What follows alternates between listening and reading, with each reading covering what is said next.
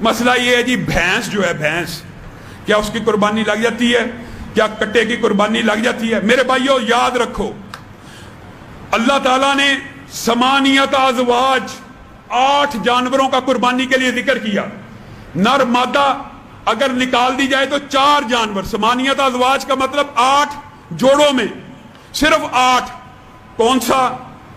بکرا، گائے، اونٹ اور بھیڑ. بھیڑ کے اندر تشریح میں رسول اللہ نے دمبے کو بھیڑ میں شامل کیا. ہم مانتے ہیں، کوئی اعتراض کی بات نہیں. یہ وہ 8 جوڑے ہیں جن کو قربانی کے لیے اللہ کی بارگاہ میں پیش کیا جائے گا.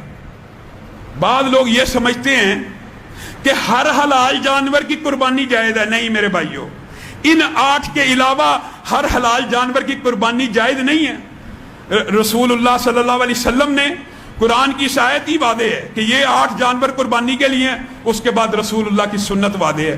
کیا رسول اللہ نے ہرن کو قربان کیا؟ ہرن حلال نہیں؟ حلال ہے. جب حلال ہے تو قربانی بھی ضروری ہے؟ نہیں ضروری، ہوگی ہی نہیں. ہرن کی قربانی نہیں ہو سکتی، 12 سنگے کی قربانی نہیں ہو سکتی، پاڑا کی قربانی نہیں ہو سکتی، اڑیال کی قربانی نہیں ہو سکتی. یہ جتنے جانور سینکڑوں کی تعداد ہے حلال جانور. حلال جانور تو سینکڑوں ہیں. کیا سب کی قربانی ہوگی؟ نہیں، صرف ان 4 جوڑوں کی، یعنی 8 کل نر مادہ ملا کے اور 4 جنس کے اعتبار سے. یہ مسئلہ ہے. اب اس مسئلے کے اندر اختلاف کیا پیدا ہوا؟ اختلاف یہ ہے جی جو بھینس ہے اور کٹا ہے کیا یہ گائے کی قسم ہے یا نہیں. یہ اختلاف ہے معمولی سا، عام فہم سا. یہ کوئی فقہ حنفی اہل حدیث کا اختلاف نہیں ہے، یہ بھی سمجھ لیجیے. اہل حدیث کے اندر دونوں طرف جید علماء، احناف کے اندر جید علماء، بریلویوں میں جید علماء. اختلاف کیا؟ لغوی اعتبار سے. آیا جو بھینس ہے کیا وہ گائے کی قسم ہے بھی ہے کہ نہیں؟ ایک بات میں کہنا چاہتا ہوں میرے بھائیوں، جو کسی سپیشی کی قسم اور نسل ہوتی ہے بالعموم اس کا یہ کلیہ ہوتا ہے کہ اس کے ساتھ جفتی یعنی انٹرکورس اور جمع ہو جاتا ہے. گائے کا بھینس کے ساتھ کبھی انٹرکورس نہیں ہو سکتا، حتیٰ کہ گھوڑے کا گدھے کے ساتھ انٹرکورس ہو جاتا ہے، کیونکہ سائنٹیفکلی اور جینیٹیکلی ان کی فیملی اوپر جا کے ایک ہے، اور گائے اور بھینس کی فیملی ایک نہیں ہے. سمجھانے کے لیے یہ کہہ رہا ہوں کہ بھینس تو پانی میں رہتی ہے. بھینس کا 1 مخصوص، 2 مخصوص، 3 مخصوص کلر ہوتے ہیں. گائے ہر کلر میں ملتی ہے، پانی سے بھاگتی ہے. دونوں قسموں میں آپس میں عادات کا بھی فرق ہے اور آپس میں انٹرکورس بھی نہیں ہو سکتا. بہت سے ساتھی، وہ ساتھی بھی، میں علماء کو تو تان و تشنیع نہیں کرتا لیکن ان ساتھیوں کو ضرور دعوت فکر دیتا ہوں جو کہتے تھے جی کرونا کے اندر سائنس کی رائے حتمی ہونی چاہیے. علماء کو کیا پتا، میڈیکل سائنس کو. وہاں پہ سائنس کی رائے حتمی ہو، یہاں پہ بفلو کو، بھینس کو گائے سے الگ پوری دنیا کے سائنسدان سپیشی مانے. یہاں پہ سائنس نہیں، یہاں پہ لغت چلے گی. جی لغت میں ایک جیسی ہیں.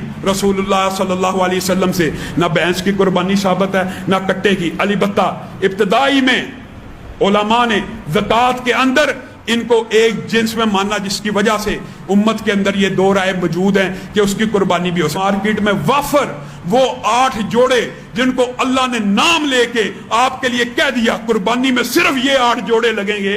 آپ کو چاہیے آپ صرف انہی 8 جوڑوں میں رہیے. کیا اشکال، یہ کیا وہم، اس طرح کی باتوں میں نہیں پڑنا چاہیے. یہ لاہور کے وہ بزرگ ابتسام الہی، حالانکہ ان کے انہی کا ایک طبقہ اٹھا اور اس سال بہت زیادہ شور کیا کہ بھینس کی قربانی نہیں ہے. پھر آگے کچھ کہتے حلال نہیں، بھینس کی قربانی حلال نہیں، کٹے کی قربانی حلال نہیں. اس پہ بہت بڑا ایک طبقہ ان کا کھڑا ہو گیا. اب مسئلہ یہ ہے، سمجھو ذرا چند باتیں. پہلی بات تو یہ ہے کہ تم کہتے ہو کہ بھینس کی قربانی حلال نہیں، تو مطلب کیا ہے؟ حرام نہیں. یہ ذرا غور سے سننا ہے.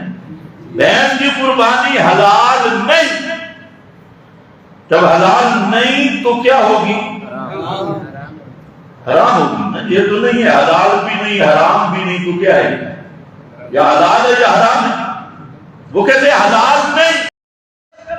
انشاءاللہ اگر ضرورت پڑی اور کسی نے میرے ان حوالہ پہ کوئی بات کی تو پھر اگلا راؤنڈ ہوگا کلپوں میں یہ تو جہاں قرآن مقدس نے ایک لفظ ذکر کیا من بہیمۃ الانعام کہ قربانی کس چیز کی ہوگی؟ بہیمۃ الانعام کی۔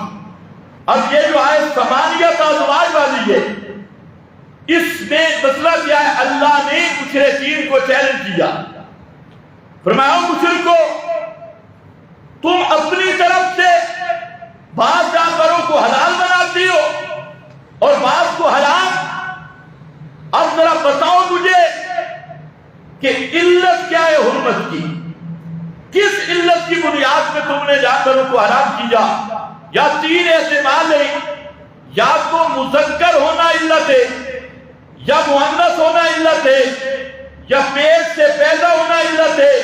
اگر تم بناؤ کہ مذکر ہونا علت ہے، علماء کی زبان میں تذکیر علت ہے، مذکر ہونا علت ہے، تو پھر جہاں یہ علت پائی جائے گی حکم بھی پایا جائے گا، پھر سارے مذکر حرام ہیں۔ اور اگر مادہ اور مؤنث ہونا حرمت کی علت ہے تو ہر مادہ حرام ہونا چاہیے۔ اگر پیٹ سے پیدا ہونا حرمت کی علت ہے، پھر جو جانور مذکر پیٹ سے آئے مؤنث پیٹ سے آئے تو مذکر بھی حرام ہونا چاہیے، مؤنث بھی حرام ہونا چاہیے۔ پہلے ذرا نبئونی بعلم، بتاؤ مجھے کس دلیل پہ تم نے یہ تقسیم کی کہ بعض جانور عورتوں مردوں سب کے لیے حلال اور بعض مردوں کے لیے حلال ہے، عورتوں کے لیے حلال نہیں ہے؟ یہ جو تم نے تقسیم کی ہے، اس تقسیم کی دلیل کیا ہے، علت کیا ہے، لم کیا ہے، وہ ذرا بیان کرو۔ تو تین احتمال، یا تو اس کی علت اور وجہ مذکر ہونا ہے، اگر مذکر ہونا حرمت کی علت ہے پھر سارے مذکر حرام ہونا چاہیے، اور اگر مؤنث ہونا تانیث حرمت ہے، علت کی علت اپنا حرمت کی علت ہے تو ہر مؤنث حرام ہونا چاہیے، اور اگر پیٹ سے پیدا ہونا یہ حرمت کی علت ہے تو ہر مذکر بھی حرام ہو مؤنث بھی حرام ہو۔ فرمایا آؤ نبئونی بعلم، بتاؤ یہ جانور ہیں 8 قسم کے، یہ جانور تو ان میں بتاؤ ان میں حرمت کی علت کیا ہے؟ اب اس پر قربانی کے لیے آتا ہے، ان کو کوئی میں تو یہ سمجھا رہا ہوں، قربانی والی بات تو میں بعد میں کرتا ہوں، میں آپ کو بتانا یہ چاہتا ہوں یہ مولوی کتنے ظالم ہیں کہ مسئلہ نہیں بتائیں گے کہ آیت میں کیا ہے۔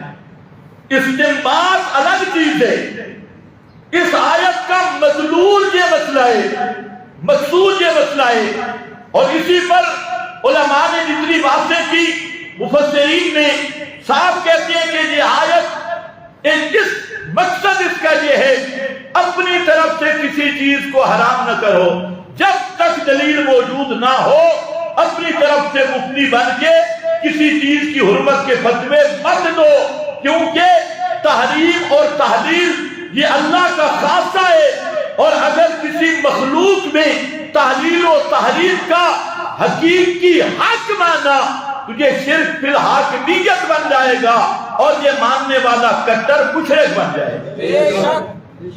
اسی سورہ انعام میں ذکر کیا ان اطعتموہم انکم لمشرکون، لیکن یہ ملا کبھی نہیں بیان کریں گے کہ اس آیت میں جمہوریوں کو مشرک کہا دیا ہے، کیونکہ وہ بھی قانون خود بنا رہی ہے۔ ایک بات ذہن میں رکھو کہ غیر مقلد جو اپنے آپ کو اہل الحدیث کہتی ہے، حالانکہ وہ اہل حدیث نہیں ہے۔ ہم من بہیمۃ الانعام، تمام اہل لغت لسان العرب اٹھائیں، تاج العروض اٹھائیں، دنیا کی کوئی لغت کی کتاب اٹھائیں، وہ سب کہتے ہیں کہ یہ جو لفظ بہیمۃ الانعام ہے اس میں، اور لفظ بقر، اس بقر میں بھینس بھی داخل ہے۔ توجہ ہے جی، کیا چیز داخل ہے؟ اس پہ لغت کی اگر میں کتابیں پیش کروں تو 40 سے زائد پیش کر سکتا ہوں۔ اب یہاں پر کہنے والے ہمارے دوست کیا کہتی ہیں، اور جی لغت معتباری نہیں، لغت کے تم حوالے دیتے ہو، لغت کے کوئی اعتبار ہی نہیں، تو اب یہ بھی ان کی جہالت ہے. اس کی وجہ یہ ہے کہ یہ کہنا کہ لغت کا اعتبار نہیں. اللہ تعالیٰ نے کیا فرمایا؟ اِنَّا أَنزَلْنَاهُ قُرْآنًا عَرَبِيًّا، ہم نے نازل کیا اس کو قرآن عربی لغت میں، عربی زبان میں. تو اب جب قرآن عربی ہے تو عربیت کا اگر لحاظ نہیں ہوگا تو قرآن کا معنی کیسے ہوگا؟ قرآن عربی میں آیا اور میں ان محققین سے پوچھنا چاہتا ہوں کہ جی لغت کے معنی پیش کرتے ہیں، فلانی لغت فلانی لغت فلانی لغت. تو میں پوچھنا یہ چاہتا ہوں کہ اللہ فرماتی ہیں ہم نے قرآن کس لغت میں بھیجا ہے؟ عربی زبان. اس سے مفسرین نے مسئلہ لکھا اور فرماتی ہیں کہ جب قرآن عربی ہے، عربی زبان کے اندر قرآن آیا تو قرآن کا وہی معنی مفہوم معتبر ہوگا جو عربی قواعد اور لغت کے مطابق ہوگا. جو معنی عربی قواعد کے مطابق نہیں، عربی لغت کے موافق بھی نہیں، اور کوئی عجم کا جاہل وہ معنی کرے اس کا کوئی اعتبار نہیں ہوگا. قرآن ہے عربی، اور جب قرآن عربی ہے تو عربی لغت ملحوظ ہوگی. یہاں پر بھی بات ذہن میں رکھنا، بعض وہ ہے پرویزی اور قادیانی، وہ قرآن کو صرف لغت میں تلاش کرتے ہیں. ہم کہتے ہیں صرف لغت نہیں، اور یہ غیر مکلف انہوں نے اس مسئلے میں آ کر لغت کا بالکل انکار کیا. تو ہمارا دعویٰ یہ ہے قرآن عربی ہے، اور عربی کلام، عربی قواعد اور عربی لغت کو ملحوظ رکھ کے اس کا معنی کیا جائے گا. تو جتنے عرب کے لغات ہیں، لسان العرب، تاج العروض اور جتنی ہیں، سب نے لکھا ہے کہ بقر میں بھینس بھی داخل ہے. خیر وہ تو بات لمبی ہو جائے گی. اب میرا غیر مقلدین واحد وہ فرقہ ہے کہ جن کا مطلب اعتراض کرنا ہے، دلیل دینا نہیں ہے. یہ ہمیشہ اعتراض کریں گے، نماز پہ اعتراض کریں گے، زکات پہ اعتراض کریں گے، قربانی پہ اعتراض کریں گے. تو غیر مقلدیت کا واحد مذہب ہے، اور اس مذہب کا نام ہے مذہب اعتراض. انہوں نے اعتراض ہی کرنا ہے. تو انہی کا ایک طبقہ اٹھا اور اس سال بہت زیادہ شور کیا کہ بھینس کی قربانی نہیں ہے. پھر آگے کچھ کہتے حلال نہیں، بھینس کی قربانی حلال نہیں، کتے کی قربانی حلال نہیں. اس پہ بہت بڑا ایک طبقہ ان کا کھڑا ہو گیا. اب مسئلہ یہ ہے، سمجھو ذرا چند باتیں. پہلی بات تو یہ ہے کہ تم کہتے ہو کہ بھینس کی قربانی حلال نہیں، تو مطلب کیا ہے؟ حرام نہیں. یہ ذرا غور سے سننا ہے. بھینس کی قربانی حلال نہیں، جب حلال نہیں تو کیا ہوگی؟ حرام ہوگی. یہ تو نہیں ہے حلال بھی نہیں حرام بھی نہیں، تو کیا ہے؟ یا حلال ہے یا حرام ہے.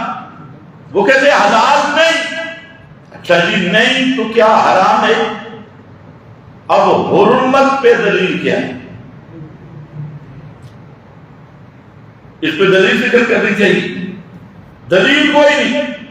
اور مجھے تعجب ہے، یہ لاہور کے وہ بزرگ ابتسام الہی، حالانکہ ان کے والد صاحب علامہ احسان الہی ظہیر بڑے اچھے عالم تھے، اور اہل حدیث حضرات میں وہ واحد عالم تھا جو توحید میں بولتا تھا.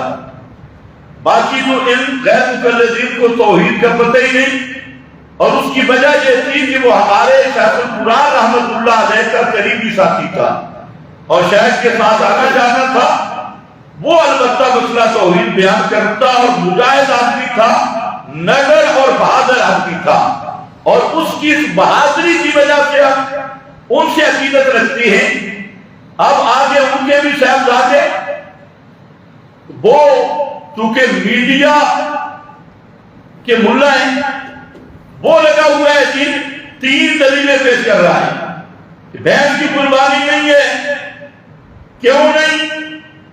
جی سائنس کہتا ہے بھینس اور ہے اور گائے اور ہے۔ میں نے کہا یہ سائنس والی دلیل کہاں سے آ رہی؟ سائنس یہ کہتا ہے لوگوں کو تم کہتے ہو قرآن و حدیث، مسئلہ کے آنے حدیث قرآن و حدیث، آج تمہارا یہ سائنس تیسری دلیل کہاں سے آ گیا بھائی؟ یہ سائنس کہتا ہے اور دلیل جی منطق کہتی ہے۔ واہ، منطق، یہ منطق یونان والا فلسفہ، یہ تیسری دلیل آ گئی، بلکہ چوتھی دلیل اور پانچویں دلیل کیا کہتا ہے کہ فقہی لحاظ سے کمال، سائنس بھی دلیل، فقہ بھی اب دلیل بن گیا۔ امام ابو حنیفہ، شافعی، مالک، احمد فقہ کی بات کریں تو وہاں پر فٹنگ ہوتی ہے اول من قاس ابلیس، سب سے پہلے قیاس کرنے والا تو ابلیس ہے، فقہ جائز ہی نہیں۔ اہل حدیث کے تو دو اصول ہیں، قرآن اور حدیث، تیسری تو ہم مانتے ہی نہیں۔ اور جب اپنی باری آ جائے تو اب دلائل سنیں گی، سائنس جو کہتا ہے، منطق جو کہتی ہے، اور فقہی لحاظ سے بھی یہ بات جو ہے، میں نے کہا مجتہد۔ اور پھر یہ تو ایک مسئلہ ہے، مجھے افسوس ہے اس مولوی صاحب پر، لاہور والے پر، کہ اپنے باپ کی پوری محنت پہ پانی پھیر دیا۔ علامہ احسان علیہ طہیر نے ایک کتاب لکھی البریلویہ، جس میں علامہ نے یہ ثابت کیا کہ موجودہ بریلویت یہ ابو جہل کی طرح مشرک ہے، اور اس پر اس نے ان کی عبارات سے دلائل دیے۔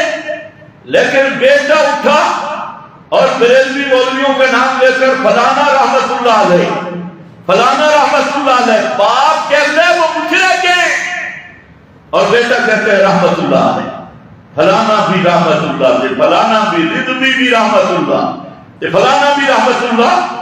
اب حالت یہ ہے کہ عقائد توحید کا بھی پتہ کرتا نہیں ہے۔ اسی طرح اور ایک مولویوں کی پورا گروہ پہ وہ اب اس پہ لگے کہ بھینس کی قربانی حلال نہیں، تو میں نے کہا حلال نہیں تو پھر حرام ہوگی، جائز نہیں تو پھر ناجائز ہوگی، تو اب اس پہ تو دلیل دینی، مطلب تمہارے دلیل میں میرے ذمہ تو نہیں، اب آپ دلیل پیش کریں، حرام ہے، ورنہ تو اپنی طرف سے حلال حرام کا حکم کوئی بھی نہیں لگا سکتا۔ ایک بات، دوسری بات جو قابل غور ہے وہ ذرا توجہ چاہوں گا، اور آپ کو بھی اور ان حضرات کو بھی سمجھانا مقصود ہے۔ اس پر یہ سارا طبقہ ایک آیت پڑھتے ہیں سورۃ الحج سے، جو میرے سامنے آیت نمبر 34، اور ایک آیت پڑھتے ہیں سورۃ الانعام سے، ثمانیۃ ازواج۔ اچھا، ان کے جو جواب دینے والے مولوی حضرات ہیں وہ بھی یہ دو آیتیں پڑھتے ہیں، سورۃ الحج والی بھی اور سورۃ الانعام والی، ثمانیۃ ازواج۔ اللہ نے جی قربانی کے لیے 8 جوڑے مقرر کیے، یہ بات ذرا سمجھنے والی ہے۔ قربانی کے لیے اللہ تعالیٰ نے 8 جوڑے مقرر فرمائے، یہ ہوتا ہے ان کا استدلال۔ اب یہ آیت جو ہے سورۃ الانعام کی، اس میں بھی اور وہ سورۃ الحج بھی، میری گزارش یہ ہے کہ خدا کے لیے سورہ انعام کی پوری آیت پڑھ کے ترجمہ کر دو، درمیان سے نہیں کرنا، پوری آیت پڑھ کے ثمانیۃ ازواج سے پہلے بھی اور آخر میں بھی یہ پورا رکوع اگر ہمت ہے تو ترجمہ کر لو، کوئی تبصرہ نہیں کرنا، صرف ترجمہ ہی کر لو تو انشاءاللہ پتہ چل جائے گا کہ قرآن جہاں قربانی کا مسئلہ بیان کر رہا ہے یا کوئی مسئلہ اور چل رہا ہے۔ تو اب خود بھی دھوکے کا شکار ہے، اور یہ بھی یاد رکھو یہ لوگ قرآن سے تو بالکل جاہل ہوتے ہیں، انہیں پتہ ہی نہیں یہ میرے سامنے آیت قرآن مقدس کی، اس میں اللہ تعالیٰ نے ثمانیۃ ازواج من الضأن اثنین ومن المعز اثنین، اس آیت کا مقصد کیا ہے؟ اب آیت یہ پڑھی اور پھر لے گیا اس کو جناب قربانی پر فٹ کر دی، جیسے 8 جانور ہیں، قربانی والے 4 جوڑے، کل 8 بنتے ہیں، تو اللہ تعالیٰ نے ان کی قربانی کو جائز قرار دیا، حالانکہ جہاں مسئلہ کچھ اور چل رہا ہے۔ مسئلہ یہ ہے کہ 4 عنوان ہیں۔ پہلا عنوان وہ ہے تحریمات غیر اللہ، بلکہ پہلا عنوان وہ یہ رکھ لو نیازات غیر اللہ، غیر اللہ کے تقرب کی نظر اور نیاز۔ مثلا ایک آدمی کہتا ہے میرا یہ کام ہو گیا، بابے کی درگاہ، بابا میرے لیے دعا کر یا بابا میرا کام کر دے، قبر پہ جاتا ہے، تعزیے پہ جاتا ہے، منت اور منوتی مانتا ہے کہ میرا یہ کام ہو گیا، تو بابے کے تقرب کے لیے نظر کے طور پہ، نیاز کے طور پہ بکرا دوں گا، یا نظر و نیاز کے طور پہ مٹھائی دوں گا، یا نظر و نیاز کے طور پہ اس بابے کا جو چراغ جل رہا ہے اس میں تیل ڈالوں گا، یا نظر و نیاز کے طور پہ اٹھار چڑھاؤں گا، کپڑا چڑھاؤں گا۔ تو یہ ہے نیازات غیر اللہ، غیر اللہ کے نام کی نظر و نیاز۔ تو ایک عنوان یہ ہے، دوسرا عنوان ہے نیازات اللہ، اللہ کے نام کی نظر نیاز، کہ میرا یا اللہ تو نے یہ کام کر دیا، میں تیرے نام کا بکرا دوں گا، تیرے نام کی منت منوتی اللہ کے نام کی مانگتا ہے، اتنے پیسے دوں گا، اتنی مٹھائی کسی غریب کو کھلا دوں گا، اتنے پیسے دے دوں گا، یا جانور میں ذبح کروں گا۔ یہ اللہ کے نام پہ نظر منت منوتی نیاز ماننا، یہ ہے نیازات اللہ۔ کتنی چیزیں ہو گئی؟ تو اس کو ذرا غور سے سمجھنا ہے، تھوڑا سا مشکل، کیونکہ اکثر مولویوں کو بھی 99% سمجھ ہوئی، آیت پڑھتے ہیں سمجھتے نہیں۔ نیازات اللہ، اب ان کا حکم بھی سن لو، جو غیر اللہ کے نام کی نظر نیاز دے، بابے کے نام کی نظر نیاز، چاہے وہ پیغمبر کریم کے نام کی نظر نیاز، حضرت حسن حسین کے نام کی نظر نیاز، کسی فرشتے کے نام کی نظر و نیاز، تو اللہ تعالیٰ نے 4 مقام قرآن مقدس میں صراحتاً اس کا ذکر کیا، جس کا حاصل یہ ہے کہ یہ خنزیر سے بھی بدتر حرام ہے۔ اور اس کی وجہ یہ ہے، نظر نیاز عبادت ہے، اور عبادت کس کا حق ہے؟ اللہ کا۔ غیر اللہ کا حق عبادت نہیں ہے۔ النذر عبادت والعبادت لغیر اللہ کفر۔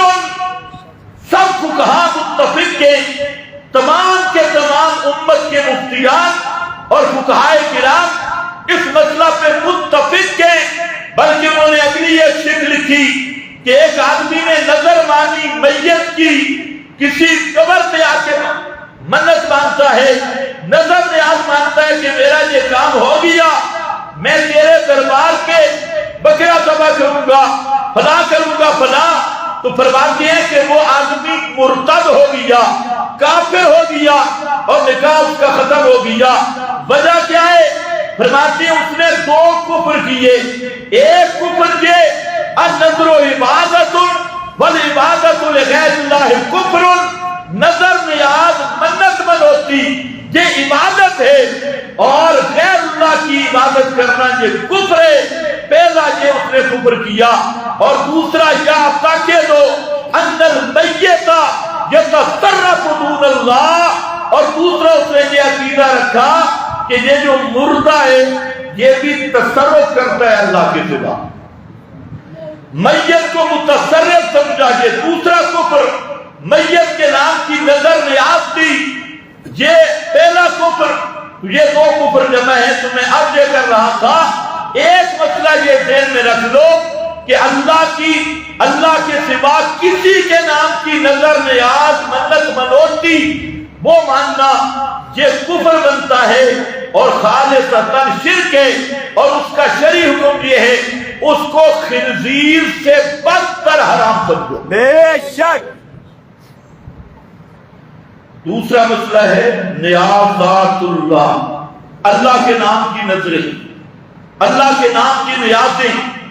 اس کا حکم یہ ہے کہ ان کو پورا کرنا. وہ خالص عبادتیں جب اللہ کے نام کی منت منوتی نظر نیاز مانو اس کو پورا کرنا ہے. وَلْيُوفُوا نُذُورَهُمْ، اللہ نے خود فرما دیا، حکمت فرمایا کہ جو رب کے نام کی نظر نیاز ہے اس کو پورا کرنا ہے. یہ دو مسئلے حل ہو گئے. اب ایک تیسرا مسئلہ ہے، وہ ہے تحریمات اللہ، اللہ کے مقرر کردہ تحریمات اور اللہ تعالیٰ کی مقرر کردہ عادات اور اللہ رب العزت کے تحریمیں وہ کیا ہیں؟ مثلا کعبۃ اللہ اور حرم ہے تو اللہ تعالیٰ نے حرم کے کچھ آداب مقرر کیے اور حرمتیں مقرر کیے. آپ حرم کی حدود میں شکار نہیں کر سکتے، یہ حرم کا ادب ہے کہ حرم کی حدود میں شکار نہیں ہوگا، محرم آدمی شکار نہیں کر سکتا. اسی طرح حرم کا ادب یہ ہے کہ آپ وہاں کا درخت نہیں کاٹ سکتے، وہاں کے درختوں کو نقصان نہیں دے سکتے. اور اس طرح کے بعد آداب اللہ نے اپنے حرم کعبۃ اللہ کے مقرر کیے ہیں. تو یہ ہے تحریمات اللہ، اللہ کی تحریمات اللہ. ان کا حکم یہ ہے کہ ان کو باقی رکھنا ہے. ان کے خلاف اگر آمدن کیا، جان بوجھ کے اعتقادن کیا تو کافر ہے. اگر بھول بھلا کے یا جہالت کی وجہ سے کیا تو اس کا جرمانہ ہے. اور حاجیوں کو پتہ ہے کہ وہاں دم دینا پڑتا ہے. دم شو والا نہیں، وہ دم بکری ہوگی، قربانی جتنا دم ہوگا. اب چوتھی چیز ہے تحریمات عباد، بندوں کے نام پر بعض تحریمیں قائم کرنا. جیسے مشرک تحریم قائم کرتا ہے کہ یہ ایریا بابے یا بھائی فقیر نہیں گئے، ادھر کا درخت نہیں کاٹنا، اور یہ بیل گائے یہ دربار کے ساتھ خاص ہیں، ان کا دودھ نہیں نکالنا. اگر درخت کاٹا بابا ٹانگیں توڑ دے گا اور دودھ دویا بابا ناراض ہو جائے گا. تو جیسے اللہ نے اپنے حرم کے کچھ آداب رکھے، اسی طرح مشرکین نے اپنے درباروں کے بھی کچھ آداب مقرر کیے ہیں. یہ ہے تحریمات عباد. اللہ نے اس کا حکم دیا اور بندوں کی تحریمیں قائم کرنے والوں، ان کو توڑنا فرض ہے، ان تحریموں کو توڑ دو، اللہ کی تحریموں کو باقی رکھو. تو چار مسئلے آگے. ایک مسئلہ ہے اللہ کے نام کی نظر نیازات اللہ، اس کا حکم یہ ہے کہ اس کو پورا کرنا ہے. دوسرا ہے غیر اللہ کی نظر نیاز منت منوتی، اس کا حکم یہ ہے کہ وہ خنزیر سے بدتر اس کو حرام سمجھنا ہے. اور تیسرا مسئلہ ہے تحریمات اللہ، اللہ کے نام کی تحریمیں ان کو باقی رکھنا ہے. اور چوتھا مسئلہ ہے تحریمات عباد، بندوں کے نام کی تحریمیں ان کو ختم کرنا ہے. یہ چار مسائل ہیں اور ان چار مسائل کا مختصر عنوان ہے شرک فعلی. اس کو کیا بولتے ہیں؟ شرک فعلی. فعلاً جو شرک کیا جاتا ہے. یہ چار مسائل ہیں، ان کو ذرا ذہن میں رکھنا. سورۃ الانعام، سورۃ الحج، جہاں یہ مسئلہ آیا، جہاں لوگوں نے کہا جی قربانی کے یہ جانور ہیں فلاں یہ ہیں، میں پوچھنا چاہتا ہوں کہ منسوساً یا استنباطاً، لیکن ان بیچاروں کو پتہ نہیں اصل میں ان آیات کے اندر یہ چار مسائل بیان ہو رہے ہیں. سورہ انعام کی یہ آیت آپ شروع سے پڑھ لیں، اس میں اللہ رب العزت نے وہ پوری تفصیل دی کہ غیر اللہ کے نام کی نظریں 3 شکلوں میں ہوتی ہیں، یا جانور کی منت مانی جاتی ہے، یا اناج اور پھل غیر اللہ کے نام پہ دیا جاتا ہے، یا پیسے غیر اللہ کے نام پہ دیے جاتے ہیں۔ تو اللہ تعالیٰ نے یہ پورا ایک مسئلہ والذی انشا جنات معروشات سے ذکر کیا اور فرمایا ہے لوگوں، پھل اور یہ ساری کھیتیوں اور باغات اگانے والا میں ہوں، جانور پیدا کرنے والا میں ہوں، تمہیں لکھ دیا اور یہ دینے والا میں ہوں، تو نظر نیاز کے لائق بھی صرف میں ہوں، میرے سوا کوئی دوسرا نظر نیاز کے لائق نہیں۔ یہ پورا رکوع آپ پڑھ لیں اور آگے خود فرما دیا کلوا من ثمرہ اذا اثمر وآتوا حقہ یوم حصادہ ولا تسرفوا انہ لا یحب المسرفین۔ فرمایا لا تسرفوا لا تشرکوا، اے لوگوں شرک نہ کرنا، یہ ساری چیزیں دینے والا میں ہوں، تو نظر نیاز اور منت منوتی کے لائق بھی صرف میں ہوں۔ یہ تو ہے اس آیت کا شروع۔ اب جہاں قربانی کا ذکر ہو رہا ہے، جس چیز کا ذکر ہے مولوی کی زبان گونگی ہو جائے یہ بیان کریں، یا غیر اللہ کی نظر نیاز کا، غیر اللہ کی تحریف کا ذکر ہے، غیر مکلف کی بھی زبان بند ہے، اور آگے للہ جو جواب دیتے ہیں اس کی زبان بھی بند ہے۔ میں کہتا ہوں پہلے ان آیات کا معنی تو بتاؤ نا قوم کو کہ ان آیات میں مسئلہ آیا کیا ہے۔ اسی آیت کے شروع میں اگر دیکھیں، آپ جتنے پڑھے لکھے حضرات ہیں میں سب کو مشورہ دوں گا گھروں میں جا کے ترجمہ بھی دیکھو اور پوری ترتیب اس کی وَجَعَلُوا لِلَّهِ مِمَّا زَرَعَ من الحرث والانعام نصیبا، یہ عنوان قائم کیا، اسی عنوان پہ اگلی آیات آ رہی ہے۔ اللہ فرماتی ہے کہ مشرک ایسے ظالم ہیں کہ انہوں نے مما زرع من الحرث والانعام نصیبا فقالوا هذا للہ بزعمهم وهذا لشرکائنا، میں رب نے جو نے کھیتی دی یا جانور دیے، کھیتیوں اناجوں میں اور جانوروں میں وہ تقسیم کر دیتی ہیں، کہتے ہیں یہ اللہ کے نام کا اور یہ بابے کے نام۔ اس پر پورا عنوان قائم کیا اور آگے اسی پر ذکر کیا، فرمایا وَمِنَ الْأَنْعَامِ حَمُولَةً وَفَرْشًا، اور لوگوں جانور پیدا کرنے والا کون ہے؟ اور جانور بھی کیسے؟ کچھ زمین کے ساتھ لگے ہوئے، کچھ زمین سے اونچے، سارے جانور ذکر کر دیے۔ انعام حلال جانوروں کو کہا جاتا ہے۔ کُلُوا مِمَّا رَزَقَكُمُ اللَّهُ، یہ سارے جانور میں نے حلال کیے جو انعام میں سے ہیں، یہ حلال ہے، ان کو تم کھاؤ۔ وہ کیا کرتے؟ اب دوسرا تھوڑا مشکل مسئلہ ہے، پھر ہم ضرور پیش آتے ہیں۔ مکہ والے کیا کرتے؟ مکہ والوں نے تقسیم کر رکھی، وہ کہتے ہیں کہ کچھ جانور جو ہے نا، مثلا گائے، بکری، بھیڑ، اس کا بچہ مردہ پیدا ہوتا تو کہتے عورتیں بھی کھا سکتی، مرد بھی کھا سکتی، اور اگر بڑے جو بعض جانور تھے ان کے لیے انہوں نے پابندی لگائی کہ مرد کھائیں گے، عورتیں نہیں کھا سکتی۔ یہ انہوں نے فتویٰ بنا دی کچھ جانوروں کے بارے میں کہ مرد کھائیں گے، عورتیں نہیں۔ کچھ جانوروں کے بارے میں مرد بھی کھائیں گے، عورتیں بھی کھائیں گے۔ اب یہ جو آئے ثمانیت ازواج والی ہے، اس میں مسئلہ کیا ہے؟ اللہ نے مشرکین کو چیلنج کیا، فرمایا مشرکو تم اپنی طرف سے بعض جانوروں کو حلال بناتی ہو اور بعض کو حرام، اب ذرا بتاؤ مجھے کہ علت کیا ہے حرمت کی؟ کس علت کی بنیاد پہ تم نے جانوروں کو حرام کیا؟ یا تین احتمال ہے، یا تو مذکر ہونا علت ہے، یا مؤنث ہونا علت ہے، یا پیٹ سے پیدا ہونا علت ہے۔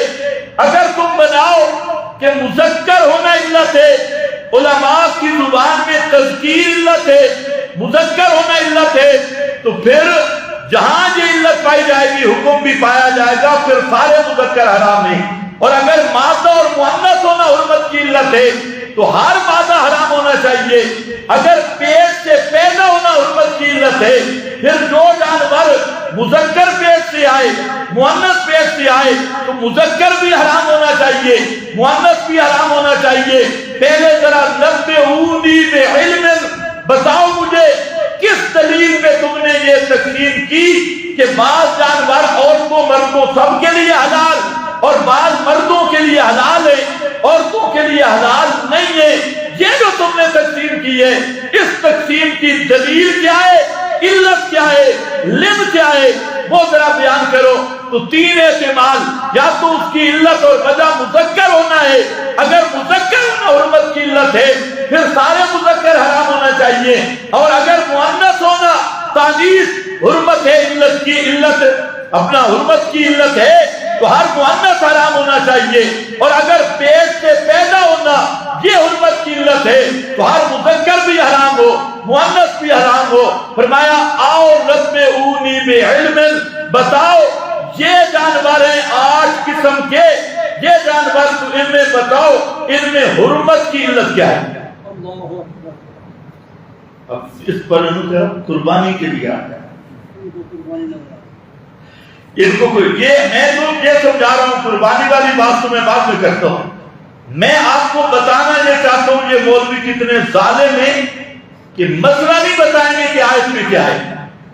استنباط الگ چیز ہے، اس آیت کا مدلول یہ مسئلہ ہے، مقصود یہ مسئلہ ہے، اور اسی پر علماء نے جتنی باتیں کی مفسرین نے صاحب کہتے ہیں کہ یہ آیت اس مقصد اس کا یہ ہے اپنی طرف سے کسی چیز کو حرام نہ کرو، جب تک دلیل موجود نہ ہو اپنی طرف سے مفتی بن کے کسی چیز کی حرمت کے فتوے مت دو، کیونکہ تحریم اور تحلیل یہ اللہ کا خاصہ ہے، اور اگر کسی مخلوق میں تحلیل و تحریم کا حقیقی حق مانا تو یہ شرک فی الحاکمیت بن جائے گا، اور یہ ماننے والا کٹر مشرک بن جائے گا۔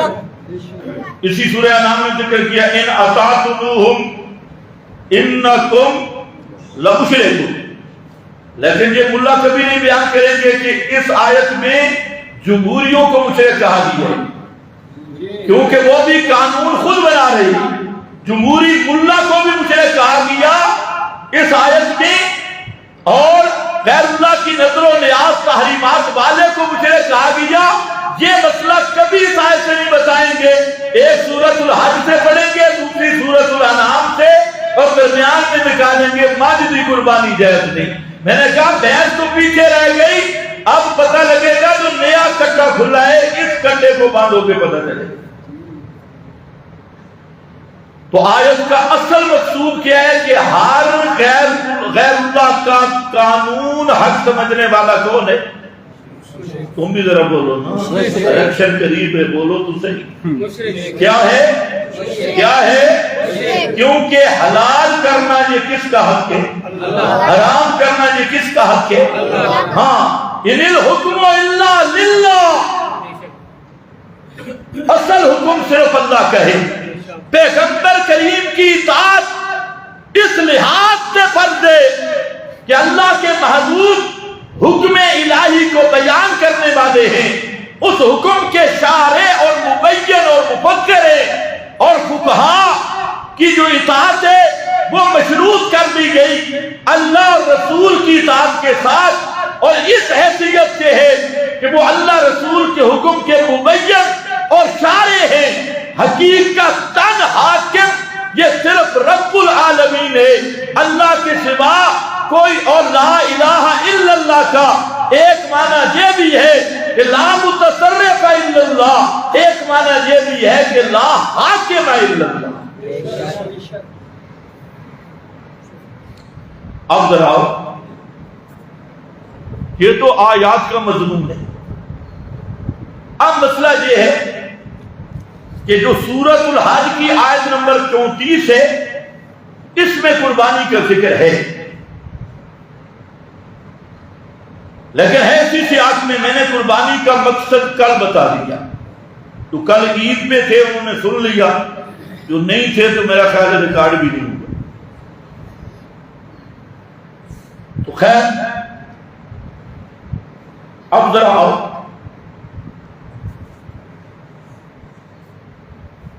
بہیمۃ الانعام، اللہ تعالیٰ نے فرمایا کہ جہاں اللہ کا نام لو،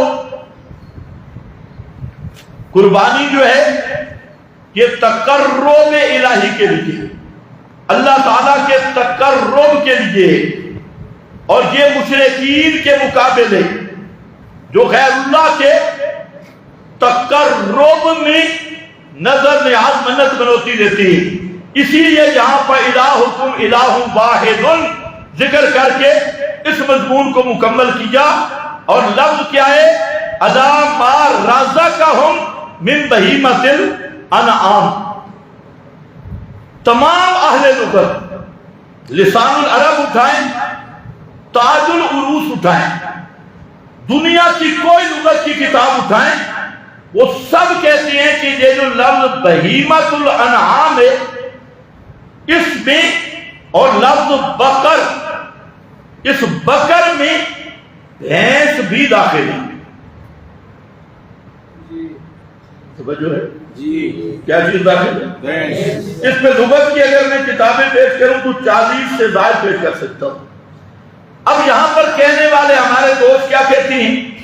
اور جی لغت معتباری نہیں، لغت کے تم حوالے دیتے ہو، لغت کا کوئی اعتبار ہی نہیں، تو اب یہ بھی ان کی جہالت ہے۔ اس کی وجہ یہ ہے کہ یہ کہنا کہ لغت کا اعتبار نہیں، اللہ تعالیٰ نے کیا فرمایا؟ انا انزلناہ قرآنا عربیا، ہم نے نازل کیا اس کو قرآن عربی لغت میں، عربی زبان میں۔ تو اب جب قرآن عربی ہے تو عربیت کا اگر لحاظ نہیں ہوگا تو قرآن کا معنی کیسے ہوگا؟ قرآن عربی میں آیا، اور میں ان محققین سے پوچھنا چاہتا ہوں کہ جی لغت کے معنی پیش کرتے ہیں، فلانی لغت فلانی لغت فلانی لغت، تو میں پوچھنا یہ چاہتا ہوں کہ اللہ فرماتی ہیں ہم نے قرآن کس لغت میں بھیجا ہے؟ عربی زبان۔ اس سے مفسرین نے مسئلہ لکھا اور فرماتی ہیں کہ جب قرآن عربی ہے، عربی زبان کے اندر قرآن آیا، تو قرآن کا وہی معنی مفہوم معتبر ہوگا جو عربی قواعد اور لغت کے مطابق ہوگا، جو معنی عربی قواعد کے مطابق نہیں، عربی لغت کے موافق بھی نہیں، اور کوئی عجم کا جاہل وہ معنی کرے اس کا کوئی اعتبار نہیں ہوگا۔ قرآن ہے عربی، اور جب قرآن عربی ہے تو عربی لغت ملحوظ ہوگی۔ یہاں پر بھی بات ذہن میں رکھنا، بعض وہ ہے پرویزی اور قادیانی، وہ قرآن کو صرف لغت میں تلاش کرتی ہیں، ہم کہتے ہیں صرف لغت نہیں، اور یہ غیر مکلف انہوں نے اس مسئلے میں آ کر لغت کا بالکل انکار کیا۔ تو ہمارا دعویٰ یہ ہے قرآن عربی ہے، اور عربی کلام، عربی قواعد اور عربی لغت کو ملحوظ رکھ کے اس کا معنی کیا جائے گا۔ تو جتنے عرب کے لغات ہیں، لسان العرب، تاج العروس اور جتنی ہیں، سب نے لکھا ہے کہ بقر میں بھینس بھی داخل ہے۔ خیر وہ تو بات لمبی ہو جائے گی۔ اب میرا خیال ہے کہ ان مولویوں کا دماغ سیدھا کرنے کے لیے انہی حضرات کے گھر کی بات کرنی چاہیے، کیونکہ یہ قرآن حدیث کو تو بالکل ماننے کے لیے تیار ہے نہیں، اور شور ڈالا ہوا ہے۔ ہم کہتے ہیں شور ڈالو بعد میں، یہ فتاوی ستاریہ ہے، اس میں ایک طرف یہ جہاں تک کہ مذہب والے حدیث میں کہ مرغی کی قربانی جائز ہے، ایک اور اٹھو اس نے کہا مرغی کے انڈے کی قربانی کی جائز۔ اور مرغی کے انڈے کے جو خول ہے وہ لشکر طیبہ والوں کو پہنچانا ہے، چمڑے اور کھال۔ مرغی کی قربانی جائز، انڈے کی جائز، اور دوسری طرف کی ماجدی قربانی نہیں، بھینس کی قربانی نہیں۔ یہ نیا کٹا کھولا، یہ میرے پاس ہے فتاوی محمدیہ، اور اس میں حضرت العلامہ مفتی محمد عبید اللہ خان عفیف اور ترتیب دی ان کے معروف مناظر ابو الحسن مبشر احمد ربانی، اس نے یہاں پر بات کی فتاوی محمدیہ میں کہ بھینس کی قربانی جائز ہے یا نہیں، اس پر بات یہ مستقل عنوان ہے بھینس کی قربانی کا، اور وقت بڑا کم ہے، اس کم وقت میں چند حوالے میں عرض کر دیتا ہوں۔ صفحہ 592 اس میں سوال بھینس کی قربانی کا کیا حکم ہے،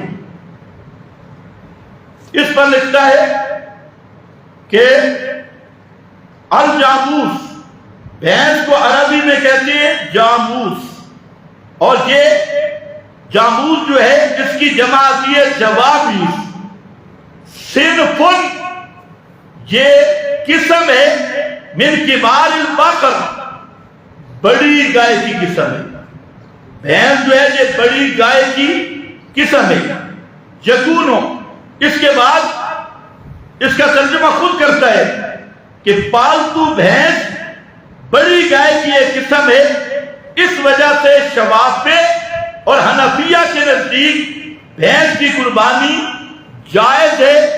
امام نووی فرماتے ہیں کہ قربانی کے جانوروں میں گائے کی تمام اقسام جائز ہیں، خواہ گائے عربی ہو یا فارسی یعنی بھینس۔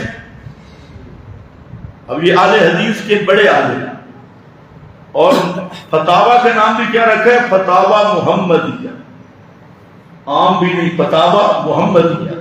اس میں کہتا ہے کہ بھینس کس کی قسم ہے، گائے کی ہے، اور سب گاؤں کی قسمیں جائز ہیں۔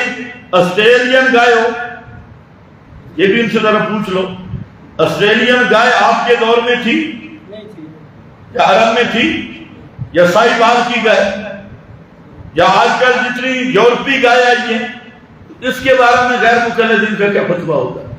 یہ بھی تو ایک نئی قسم ہے گائے کی۔ دیسی گائے اور آسٹریلین گائے کا آپ فرق سمجھتی ہیں، یورپی گاؤں کا فرق سمجھتی ہیں، یہ گائے کی قسم، تو یہ کہتے ہیں بھینس یہ گائے کی قسم ہے، اور یہ اہل حدیث کے بڑے بزرگ ہیں، اور آگے یہ فارسی بھینس گائے قرار دیا۔ اگلا لفظ جو ہے بہت مزیدار ہے، کہتے ہیں کہ یہ جو بھینس کی قربانی ہے اہل لغت کے مطابق یہ گائے کی ایک بڑی قسم ہے، اس لیے اس کی قربانی کا جواز معلوم ہوتا ہے، اس کی قربانی کرنا جائز۔ اسی طرح یہ فتاوی ثنائیہ ہے، اور یہ ان کے وہ مولانا صاحب ہیں جن کو یہ کہا کرتے ہیں کہ ہمارا شیخ القرآن ہے، اور متکلم اسلام فتاوی ثنائیہ کا صفحہ 807 ہے، اس پر انہوں نے پوری تفصیل کے ساتھ یہی بات لکھی ہے کہ بھینس کی قربانی جو ہے یہ بالکل جائز ہے۔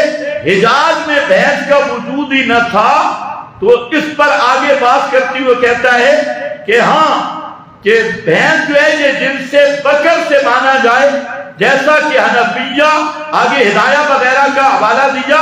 اور اگلا لفظ دیکھو، جو عموم بہیمۃ الانعام پر نظر ڈالی جائے تو حکم جواز قربانی کے لیے یہ علت کافی ہے۔ کہتے ہیں بہیمۃ الانعام کے لفظ کو دیکھا جائے تو اس میں بھینس بھی داخل ہے۔ بھینس کس میں داخل ہے؟ بہیمۃ الانعام۔ قربانی کس کی دینی ہے؟ بہیمۃ الانعام۔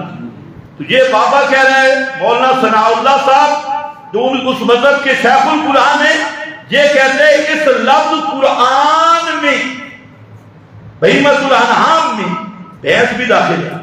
اب بتائیں، بابا جی تو کہتے ہیں بہیمۃ الانعام میں بھینس داخل ہے، بیٹا کہتے ہیں داخل نہیں ہے۔ اب ہم سمجھتے ہیں کہ یہ مولانا ثناء اللہ صاحب قرآن کا بڑا مفسر ہے، یا لاہور والے بزرگ وہ یہ ہیں تیسرے نمبر پر یہ فتاوی نظیریہ ہے، اور یہ وہ بزرگ ہیں شیخ الکل حضرت مولانا نذیر حسین صاحب دہلوی، یہ وہ ہیں کہ تمام اہل حدیث کے بڑے بابا ہیں نذیر حسین صاحب دہلوی، اور اس کو کہتے ہیں شیخ الکل سب کے استاد، اور یہ استاد الاساتذہ ہیں۔ انہوں نے بھی یہاں پر صاف لکھ دیا فتاوی میں، فتاوی نظیریہ صفحہ 258 پہ فرماتی ہیں، اوپر متن میں بھی اور نیچے حاشیہ پر بھی فرماتی ہیں کہ بھینس گائے کے حکم میں ہے، جیسے گائے کی قربانی جائز ہے اسی طرح بھینس کی قربانی بھی جائز ہے، بھینس گائے کے حکم میں ہے۔ یہ فتاوی نظیریہ یہ بھی آ گیا۔ اب آپ کے سامنے یہ فتاوی ستاریہ وہ بھی میں نے پیش کیا، اور فتاوی علماء اہل حدیث، فتاوی علماء اہل حدیث، وقت بڑا کم ہے، اس میں اس نے لمبی بات کی اور اس نے کہا کہ نص قطعی قرآن کی نص سے ثابت ہے کہ بھینس کی قربانی جائز ہے۔ فتاوی علماء حدیث اس نے صاف کہا، اور نص کیا؟ وہ کہتے ہیں بہیمۃ الانعام، یہ لفظ جو ہے یہ نص ہے کہ بھینس کی قربانی بالکل جائز ہے۔ حافظ زبیر علی زئی انہوں نے بھی فتاوی میں لکھا کہ یہ بالکل جائز ہے، اور انہوں نے پھر امام مالک رحمہ اللہ کا حوالہ دیا، حسن بصری کا حوالہ دیا، اور بڑے بڑے حضرات کا حوالہ دیا، اور خود کہتا ہے فتاوی علماء حدیث والا کہ محدثین اسی پہ ہیں، اکابر محدثین، کہ بھینس کی قربانی بالکل اسی طرح جائز ہے جیسے گائے کی قربانی جائز ہے، کیونکہ بھینس بھی گائے کی قسم ہے اور اس میں داخل ہے زکوٰۃ کے مسئلہ میں بھی بھینسوں کی بھی وہی زکوٰۃ ہے جو گائے کی زکوٰۃ ہے۔ اچھا، پھر دودھ کا مسئلہ، یہ فتاوی ستاریہ والے نے اور فتاوی علماء حدیث جو ہے اس میں انہوں نے ایک بات چلائی، اور یہ بات ذرا ہمارے اہل حدیث بھائیوں کو بھی ذہن میں رکھنی چاہیے۔ کہتے ہیں کہ اگر بھینس کو بہیمۃ الانعام میں نہ لیا جائے تو پھر صرف قربانی کا مسئلہ نہیں ہوگا، پھر دودھ کا کیا بنے گا، گوشت کا کیا بنے گا، دہی اور لسی کا کیا بنے گا۔ اس لیے حنفیوں کی ضد میں آ کے، احناف کی ضد میں آ کے، یا تو یہ کر لو کہ بھینسیں ہمارے حوالے کر دو، جاؤ بھینسیں رکھو تم، دودھ ہمیں پلائے گا، تمہارے پاس تو دلیل ہے ہی نہیں بھینس کے دودھ کی۔ عجیب بات، گوشت کھانا ہو تو بھینس بالکل درست، دودھ پینا ہو بالکل درست، دہی مکھن گھی بالکل درست، اور اگر چمڑے مدرسے میں پہنچانے ہو تب بھی بالکل ٹھیک۔ اور جب قربانی کا مسئلہ ہے تو ہر سال سوشل میڈیا پہ زور ہے، بھینس کی قربانی نہیں ہے، کچے کی قربانی نہیں ہے۔ ان سے پوچھو پھر ان بھینسوں کا دودھ اور ان کا گوشت اور ان کا یہ چیزیں یہ کہاں سے جائز آئی؟ کہتے وہ تو ہم نے گائے پہ قیاس کیا، وہ تو گائے کی جائز ہے تو ان کی بھی ہے، تو ہم کہتے ہیں یہ گائے پہ قیاس کیا۔ زکوٰۃ کا مسئلہ گائے والا ہے، بھینس اور دودھ کا مسئلہ گائے والا ہے، اور قربانی والے مسئلہ میں کیوں مسلمانوں میں وسوسہ اندازی کرتے ہو، جبکہ تمہارے سارے بڑے لکھے مرآت ان کی مشکات کی شرح ہے، اسے پوری تفصیل سے لکھا۔ اب وقت انشاءاللہ اگر ضرورت پڑی اور کسی نے میرے ان حوالہ پہ کوئی بات کی تو پھر اگلا راؤنڈ ہوگا کلپوں میں۔ یہ تو چونکہ جمعے کی تقریر ہے، جہاں اتنے ہی کافی ہے، تو میں نے آپ کے سامنے صرف چند حوالے اہل حدیث علماء کے دیے جن میں فتاوی نظیریہ، فتاوی ثنائیہ، فتاوی محمدیہ اور اسی طرح فتاوی علماء حدیث۔ اور یہ آخری حوالہ بھی ذرا سن لو، آپ کو مزہ ہے۔ یہ جو بزرگ ہے یہ کہتا ہے جنگلی گدھا بھی بہیمۃ الانعام میں داخل ہے۔ تو آئندہ غیر مکلفوں کو گدھے کی قربانی کرنی چاہیے، کیونکہ وہ کہتے ہیں کہ قربانی کس کی ہوگی؟ بہیمۃ الانعام کی۔ اور یہ معمولی آدمی نہیں، انہوں نے جتنی تفسیریں لکھی ہیں ایک تفسیر لکھتا ہے، دوسرا کہتا ہے کہ مرتد ہو گئی ہے، اس نے غلط لکھی ہے۔ آج کل ان کی یہ تفسیر چل رہی ہے، یہ نئی تفسیر ہے، اللہ جانے اس پر فتویٰ کب آتا ہے۔ یہ جلد پہلی ہے، اور اسی سورۃ الانعام میں بات کرتے ہوئے یہ بزرگ فرماتی ہیں کہ یہ جو سورۃ المائدہ میں، سورۃ الانعام اور سورۃ المائدہ میں بہیمۃ الانعام کی وضاحت کرتے ہوئے حضرت صاحب فرماتے ہیں کہ جنگلی گدھا بھی بہیمہ میں داخل ہے۔ ادھر قرآن میں سورہ حج میں کیا ہے؟ بہیمۃ الانعام کی قربانی کرو، اور اہل حدیث عالم کیا کہہ رہا ہے؟ جنگلی۔ آپ کیوں پریشان ہو گئے؟ آپ کو تو ان کو ترغیب دینی چاہیے، ان کے کھانے بہت اچھے ہیں، اونٹ کا پیشاب وہ ان کے لیے بالکل طاہر ہے، کیونکہ بخاری شریف میں آئی ہے۔ جہاں پر بہیمۃ الانعام میں جنگلی گدھا بھی اور جنگلی گائے بھی، نیل گائے جس کو کہتے ہو، اور جو ہرن ہے کہتے ہیں یہ بکری کی قسم ہے، یہ بھی اس میں داخل ہے، تو ہرن کی قربانی بھی جائز۔ میں بتانا یہ چاہتا ہوں کہ یہ کیا مذہب اور کیا تضاد ہے۔ ایک طرف مرغی کی قربانی جائز ہے، انڈے کی قربانی جائز ہے، جنگلی گدھے کی قربانی جائز ہے، ہرن کی قربانی جائز ہے، اور بھینس کی آئے تو جہاں پر تکلیف ہو جاتی ہے کہ گدھے کی قربانی نہیں، بھینس کی نہیں، تو یہ ہے اصل ضد احناف کے ساتھ اور فقہا کے ساتھ، باقی یہ کوئی مسئلہ نہیں ہے۔ اگر یہ باقی اپنے دعوے پہ پکے رہتے تو گدھوں کی قربانی اور انڈوں کی قربانی اور مرغیوں کی قربانی وہاں جب گرے تو جہاں تک گر جاتی ہیں، اور جب اوپر آئے تو بھینس کی بھی جائز نہیں۔ تو میں اب یہ کرنا چاہتا ہوں کہ یہ صرف بثابت ڈالنے والی بات ہے، ورنہ ان کے دل بھی مانتے ہیں۔ اب تو ماشاءاللہ اب نہیں تو اب کے بعد ذرا دیکھنا، ان کے دل بھی مانیں گے اور ان کی زبانیں بھی مانیں گی۔ یہ حوالہ سن لو، صفحہ 591 جلد 1 ہے، اسی میں یہ جو آیت پڑھ رہے ہیں نا قربانی والی، ثمانیۃ ازواج والی، اسی پر یہ بات کر رہا ہے، اور کہتا ہے ہرن بکری کی جنس میں داخل ہے، اور بھینس، نیل گائے اور گور خر جنگلی گدھا یہ گائے اور بیل کی جنس میں ہے۔